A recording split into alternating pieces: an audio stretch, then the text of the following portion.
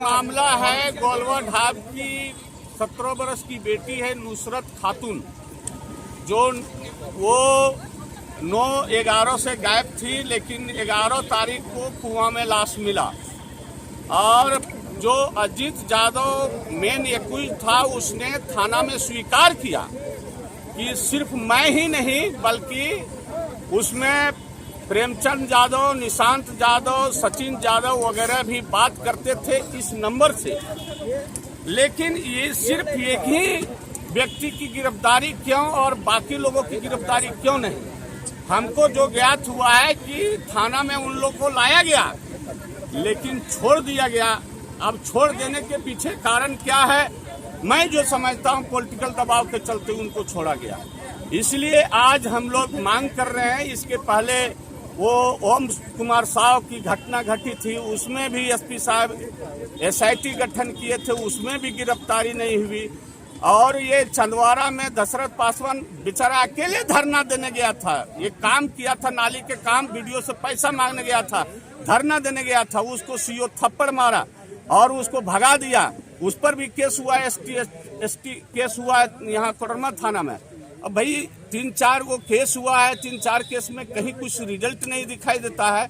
हम लोगों ने यही आज धरना के माध्यम से मांग कर रहे हैं कि 137, 22, 46, 21 और ये ST/SC थाना में जो केस हुआ दशरथ पासवान के द्वारा, उस केस के अभियुक्तों की गिरफ्तारी की मांग करते हैं। और साथ ही साथ ये दुर्भाग्य है कि ओम कुमार साहब के परिजन कई बार धरना प्रदर्शन किए, इसके बावजूद भी कोई कार्रवाई नहीं हुई, गिरफ्तारी नहीं हुई। और आज मैं ये एसपी साहब से कहने आया हूँ धरना के माध्यम से कि आप इसको, जो लोग दोषी हैं उनको गिरफ्तार करिए। अगर आप गिरफ्तार नहीं करते हैं तो ये समझा जाएगा कि आप पॉलिटिकल दबाव में काम कर रहे हैं, और ये पॉलिटिकल दबाव से कानून नहीं चलता है। कानून सबको समान दृष्टि से देखना चाहिए, और देश में 2 तरह के कानून, कोडरमा जिला में 2 तरह के कानून नहीं होना चाहिए।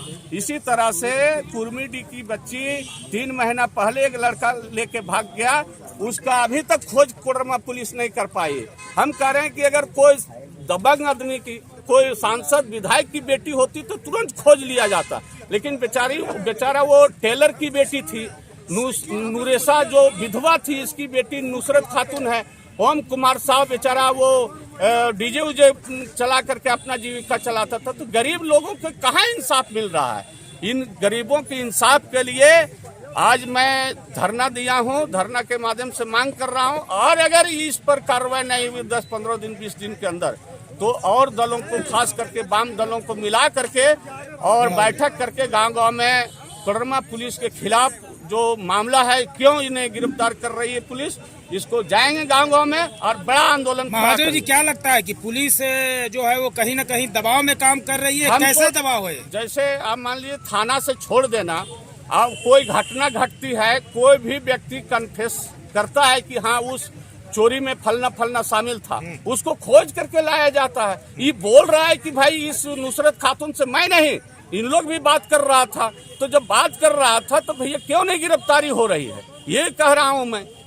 तो इसके पहले भी आपने केएसपी को इस मामले को, तीनों मामले को लेकर ज्ञापन वगैरह दिया था? हम लोगों का कार्यक्रम था, वो राष्ट्रीय कार्यक्रम था, उसमें हम लोगों ने मांग दिया था। आज स्पेशली आज इन घटनाओं के सवाल पर, अभियुक्तों की गिरफ्तारी के सवाल पर नौजवान संघ के जरिए आज कार्यक्रम का आयोजन। इतना दिन क्यों लग गया इस मांग को लेकर? जब आप देख रहे थे कि पुलिस जो है वो दोषियों पर कार्रवाई नहीं कर रही है, तो इतना देर के बाद ये धरना प्रदर्शन? जैसे अब तो हम किसी का प्रतीक्षा नहीं करेंगे।